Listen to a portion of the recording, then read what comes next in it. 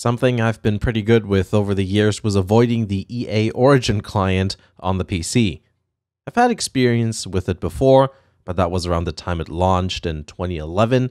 Since then, I decided to avoid it as not to support another digital distribution platform.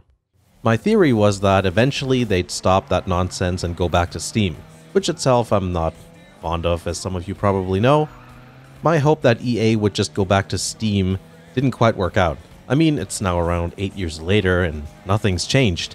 With all of that in mind, a month or so ago I took a look at the Origin website just to see what's up. I figured there's probably some changes that I'm just not aware of just because I've not been keeping track. As much as I have issues with EA, I do play or want to play a lot of their games. What I've been doing in the last several years was play console versions of EA games as to avoid the Origin client. But I'm now at a point where I don't want to play a lot of these games on a console. I know that most games run better on my computer, in other words, higher than 30 frames per second, and I just prefer keyboard and mouse over a controller in almost all circumstances, especially when it comes to first-person shooters. Despite what the channel's called, I've always been a PC gamer primarily.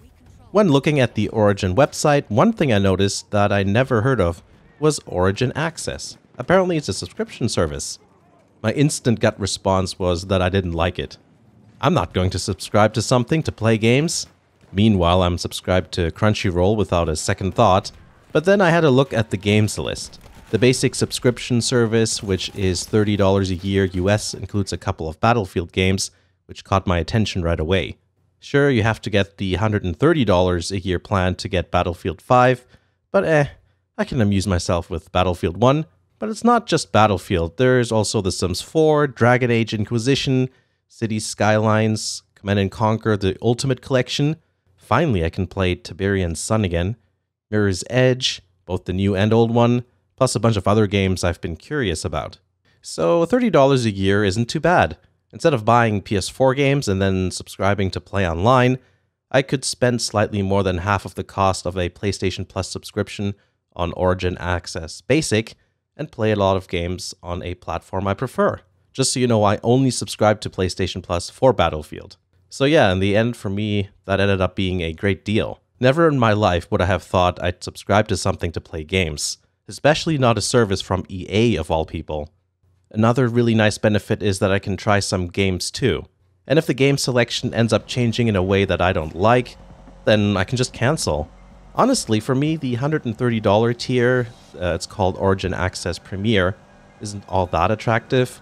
Yes, you do get more games, or more new games, as well as some add-ons, I think, but I don't really mind waiting a year. I've got enough games to play. So, in the end, what's the point of this video? The topic of subscription services to me is an interesting one.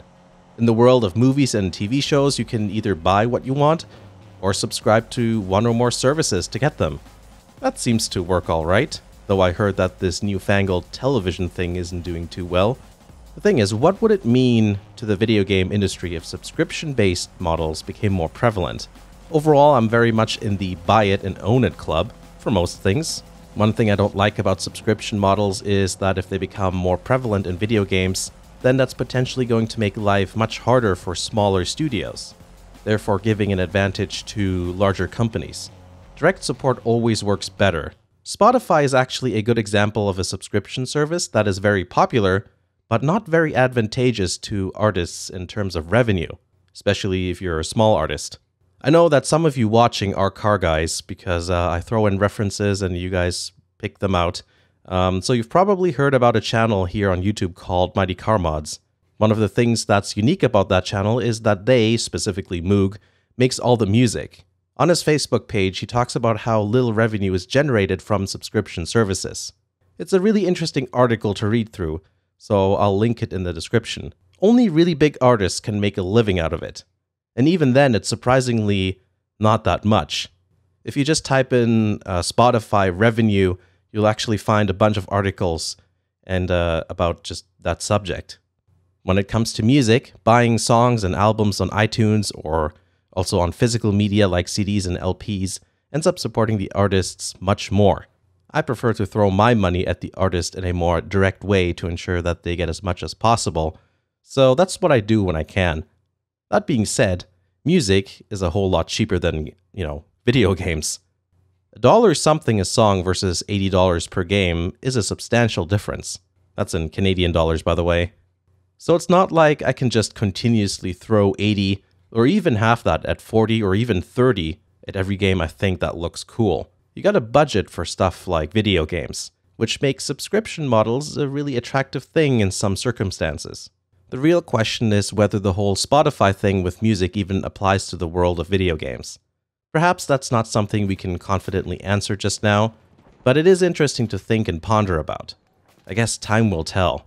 Personally, I think video game subscription services have the potential of being a more major thing, not as a replacement of, like Steam or something, but several larger publishers could see it as a way to perhaps steer some revenue their way, since they have a lot of games that cover a variety of tastes. On the other hand, Steam sales, for example, are so common and popular that they often seem like a better deal, and you get the advantage of choosing what you want. Let me know what you think of the subject, especially if you have a different angle on the whole topic than me. The whole point of this video is just to raise the topic and see what kind of opinions are out there. I've got in my head what I like and dislike, and I just wonder if that somehow matches up with what other people are thinking.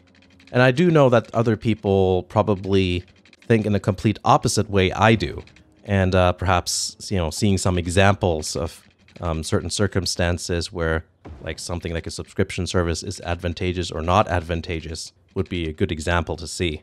But anyways, I'll end the video here. Like always, like the video if you did, subscribe for more videos. There's also a second channel, which has niche Japanese game news as well as some Let's Plays and other random things.